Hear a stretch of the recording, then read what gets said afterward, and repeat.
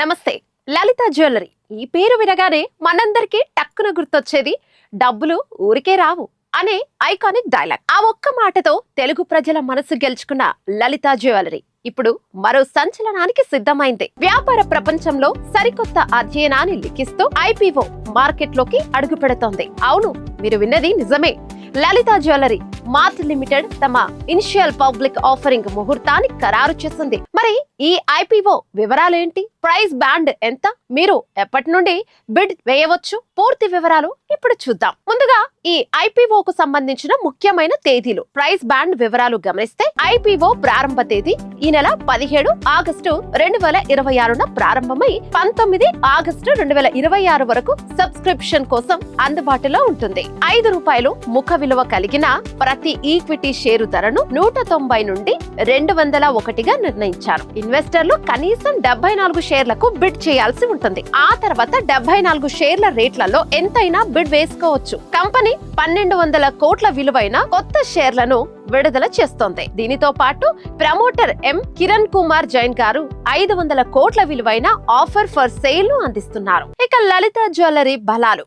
దక్షిణ భారతదేశంలో దాని నెట్వర్క్ విషయానికి వస్తే నిజంగా మైండ్ బ్లోయింగ్ అని చెప్పాలి. మార్చి 31న 2026 నాటికి తమిళనాడు, ఆంధ్రప్రదేశ్, తెలంగాణ, కర్ణాటక మరియు పుదుచ్చేరిలోని 51 నగరాల్లో ఏకంగా 61 భారీ షోరూంల ద్వారా BIS హాల్ మార్క్ ఆభరణాలను అందిస్తోంది. మొత్తం 61 స్టోర్లలో 45 స్టోర్లు టైర్ 2, టైర్ 3 నగరాల్లోనే ఉండటం విశేషం. కంపెనీకి వచ్చే మొత్తం రాబడిలో 60.25% ఆదాయం ఈ నగరాల నుంచే వస్తోంది. భారతదేశంలోని ప్రధాన జ్యువెలరీ రిటైలర్లలో ప్రతి స్టోర్ నుంచి అత్యధికంగా పొందుతున్న కంపెనీగా లలిత జ్యువెలరీ రికార్డు సృష్టించింది. ఆర్థిక సంవత్సరం 2026లో ప్రతి స్టోర్ సగటున 410.23 కోట్ల రాబడిని సాధించింది. చెన్నైలోని తిరుముడివాక్కం, కాంచీపురంలోని మరైమలైలలో కంపెనీకి 2 అతిపెద్ద ఆధునిక తయారీ కేంద్రాలు ఉన్నాయి. వ్యాపారం ఎంత పెద్దదైనా లెక్కలు ముఖ్యం కదా.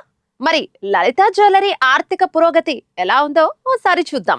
524లో 16,788.05 కోట్లుగా ఉన్న కంపెనీ ఆపరేటింగ్ రాబడి 526 ఏకంగా 25,023.93 కోట్లకు పెరిగింది. 524లో 16,788.05 కోట్లుగా ఉన్న కంపెనీ ఆపరేటింగ్ రాబడి 526 నాటికి ఏకంగా 25,023.93 కోట్లకు పెరిగింది. ఇక నికర లాభం విషయానికి వస్తే 524లో 359.83 కోట్లు ఉండగా 526 నాటికి ఏకంగా 1,09.82 కోట్లకు దూసుకెళ్లింది. ఇక ఈ ఐపీఓలో క్వాలిఫైడ్ ఇన్స్టిట్యూషనల్ బయ్యర్లకు 50%, నాన్ ఇన్స్టిట్యూషనల్ బిడ్డర్లకు 15% మరియు మనలాంటి రిటైల్ ఇన్వెస్టర్లకు 35% షేర్లను కేటాయించారు. మార్కెట్ లో ప్రవేశిస్తున్న లలిత జ్యువెలరీ ఐపీఓ మరి ఏ స్థాయిలో ఇన్వెస్టర్లను ఆకట్టుకుంటుందో వేచి చూడాలి. ఏదేమైనా మీ కష్టార్జితాన్ని పెట్టుబడి పెట్టే ముందు ప్రాస్పెక్టస్ లోని రిస్క్ ఫ్యాక్టర్లను ఒక్కసారి పరిశీలించడం మంచిది. ఇది ఇప్పటి వరకున్న లలిత జ్యువెలరీ ఐపీఓ అప్డేట్. మరిన్ని స్పెషల్ బిజినెస్ అప్డేట్స్ కోసం చూస్తూనే ఉండండి స్టూడియో యువ.